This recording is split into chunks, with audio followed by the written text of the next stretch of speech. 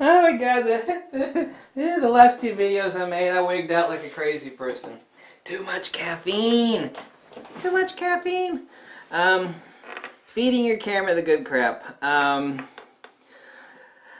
Recommendations, like Nikon, for example. The same applies to Fuji or anything else, really. They'll all recommend either SanDisk or Lexar.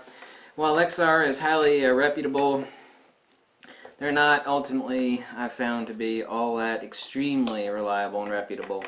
I will, alas, and snob. Now, obviously there have been plenty of people that have had a failure on SanDisk, but there are a lot more people that had a failure on Lexar.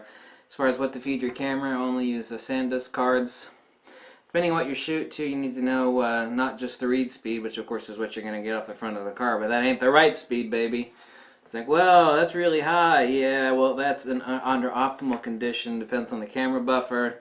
And that is the read speed, because there's a little fine print right there with the asterisk, which means that, you know, if you look at the fine print that came with your compact flash card or your SD card, which nobody does, you'll see that that's the read speed, not the write speed. But that's a matter for another video. So only SanDisk. Why don't you post your thoughts below on any super reputable batteries you found?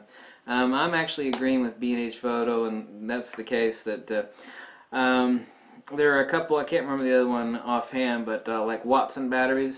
The Nikon D3 batteries are insanely expensive. They're $110. They just recently went up $10. These are almost half that, and nearly the same watt-second output, milliwatts, 2400 versus 2500. But I actually believe, while these are actually made in China, the cells inside are Japanese cells. That's something else that's really important to look at, is not exactly where it was made, but what the cells are actually constructed that went into it.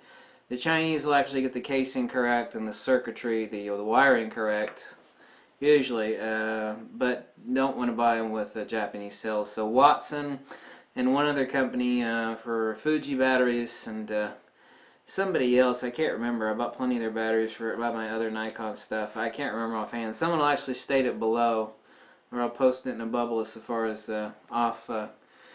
off-brand batteries, because really what matters is the cells inside, far more than anything else. Even the Chinese can get the casing right, usually. But love Watson batteries, and I only use SanDisk.